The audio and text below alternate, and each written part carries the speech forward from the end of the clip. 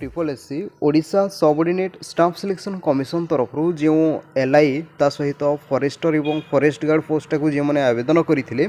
यार admit card आसी जाइए तेरे केमी डाउनलोड करेंगे जानी रखु देखो ये वीडियो डिस्क्रिप्शन बॉक्स रे मु डाउनलोड लिंक दे दीची सेठू आपण माने डाउनलोड करि नेबे जेमिति कि देखुछन्ते एठारे एप्लिकेशन नंबर एंटर करिवे जो अप्लाई करिथिले अप्लाई टाइम रे अप्लाई सक्सेस हला परे जो पीडीएफ टा डाउनलोड हेतिबो सेथिरे एप्लिकेशन फॉर्म टा पाई परिबे एप्लिकेशन नंबर टा पाई परिबे ता सहित निजर डेट ऑफ बर्थ देबे day month and year mention करिवे एवं लॉगिन ऊपर